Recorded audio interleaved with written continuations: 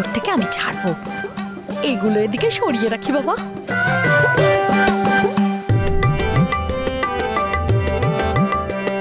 বাহ, মহেশ্বরী দেখেছো নিজে বৌমার বাপের বাড়ি থেকে কি সুন্দর ফুলসজ্জার তত্ত্ব পাঠিয়েছে। হ্যাঁ, বাহ।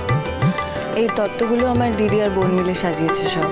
ও মোটে 25 খানা বেয়াই মশাই, আমার মেয়ে মিতুর বিয়ের সময় কখানা নমস্কারই পাঠিয়েছিলাম মনে আছে? হ্যাঁ, তত্ত্বতে 50 খানা, মাইন্ডেড 50 খানা।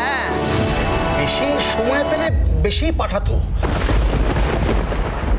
আসলে মাত্র এক রাত্রির মধ্যে বিয়ের সমস্ত আয়োজনটা করেছে তো সুষ্ঠুভাবে, এটাই তো অনেক, তাই না? আমাদের 50 লাখ গিয়ে তারপর এইটুকু বিয়ের আয়োজন করবে না মাইন্ডেড? ভিডিও গেম কই? যদি ভিডিও গেম না থাকে না তাহলে গোটা চকলেটগুলো সব আমার।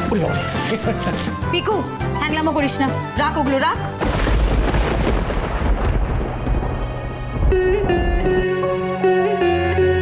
দাদু ভাই, দাদু ভাই, আচ্ছা, ওভাবে খুললে তো তোমার হাতে সব চকলেটগুলো চেপটে যাবে, তুমি তখন আর খেতে পারবে না।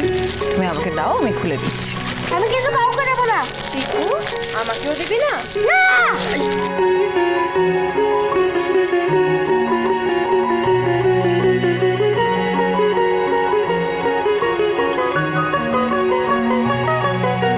এই নাও, পুরো চকলেটটা তোমার।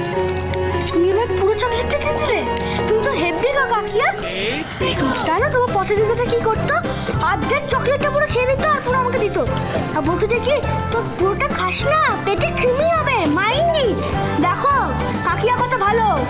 এই পিকু, দিদার সাথে ওভাবে কথা বলতে নেই। সরি বলো। সরি বললে একটা দেবে? দেবো। সরি পচা,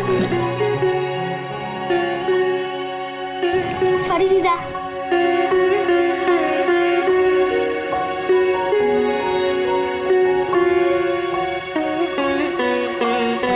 বাবা মেজো বৌদি, তুমি তো বাড়িতে আসার থেকেই খেল দেখাতে শুরু করে দিয়েছো। পিকুকে নিজের দলে নিয়ে নিলে, নইলে ওর মতো ছেলেকে একবারে কথা শোনানো কিন্তু মুখের কথা নয়। বাচ্চা তো, পছন্দের জিনিস দিলে অল্পতেই খুশি হয়ে যাবে। তুমি ওকে বেশি লাই দিও না মেজো বউ, তখন আমার ছেলেকে সামলাতে আমাকেই হিমশিম খেতে হবে।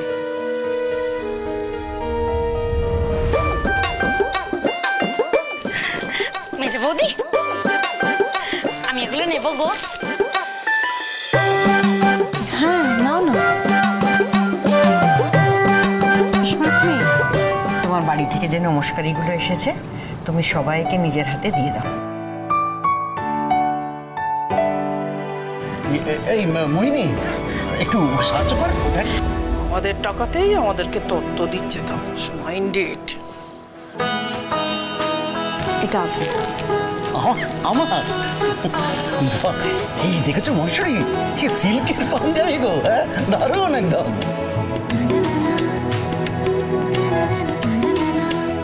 আন্টি, এটা আপনার। বাহ, সুন্দর।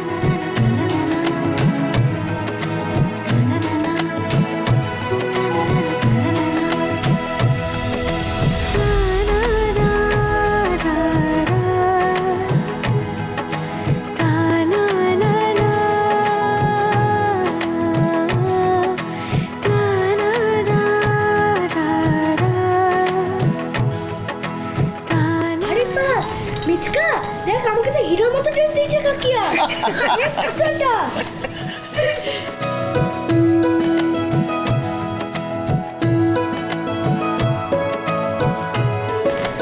বৌমনি, এটা তোমার।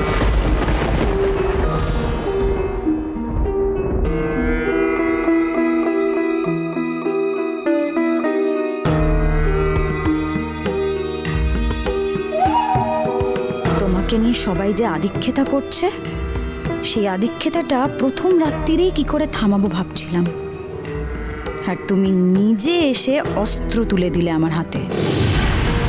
এই সুযোগ কেউ ছাড়ে?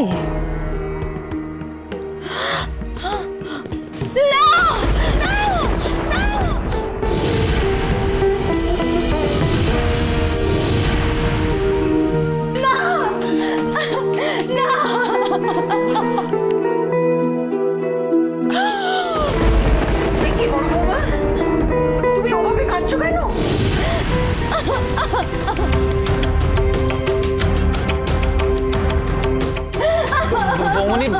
বৌমনি কি হয়েছে বৌমনি? বৌমনি কি হলো তোমার? ইমা কি হলো রে বাবা?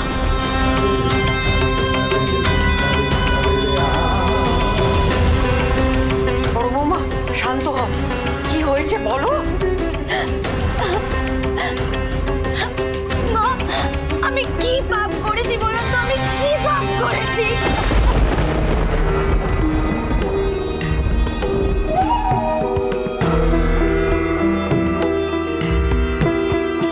আমার স্বামী মারা যাবার পর থেকে আমি সারাটা জীবন সব নিয়ম নিষ্ঠা ভরে বিধবার জীবনটা পালন করে চলেছি মা।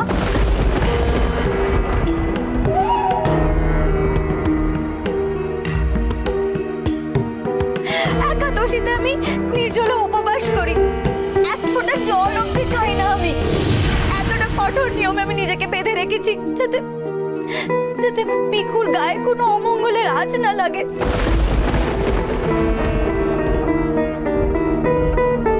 যাতে এই বাড়ির একমাত্র বংশ প্রদীপের গায়ে তার বাবার অপঘাতে মৃত্যুর ভয়ঙ্কর নিয়তির ছোঁয়া না লাগে। আমি তো সব নিয়ম পালন করেছি মা, বলুন করেছি তো, বলুন করেছি তো। হ্যাঁ করো তো মা, করো তো।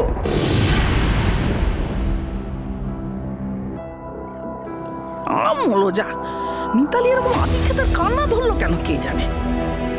তার মানে আজকে কাউকে না কাউকে একটা বধ করেই ছাড়বে।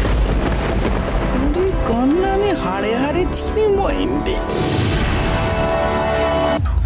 ওঠো। তাহলে আমার ভাগ্যে অপমান কেন জুটলো মা? কেন জুটলো? আমি বিধবা, আমার স্বামী নেই, তাই কি আমাকে এতটা অপমান করা হলো?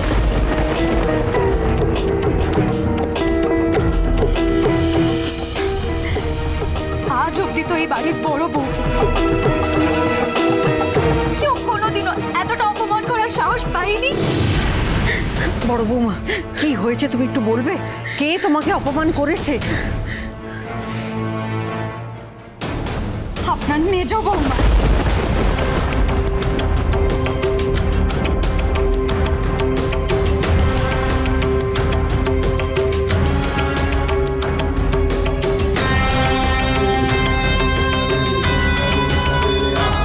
ঠিক বলেছিলাম, মিতালি আজ নতুন বউকে তাক করেছে। নতুন বউ আজ গেল বলে মইন্ডি। মেজ বৌদি? বৌমনি মেজ বৌদি তো তোমাকে কিছুই বলেনি।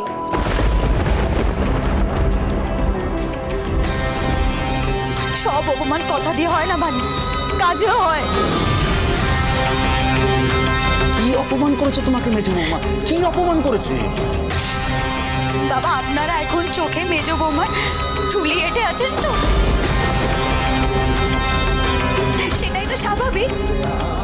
ও নতুন বিয়ে করে এসেছে, তার উপরে কিনা এত বড় লোকের মেয়ে।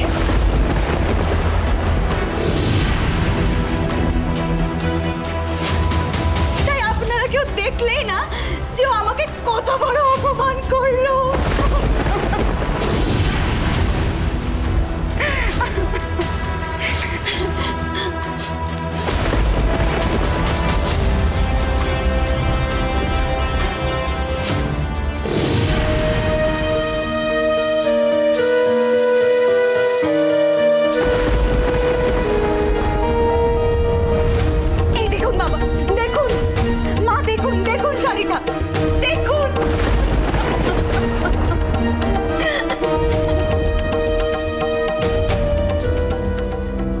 মাইন্ডেড, আমাকে মিতুকে টেক্কা দিয়ে নাটকটা করতে হবে, তবে যদি মিতুর আমার উপরে রাগটা একটু পড়ে।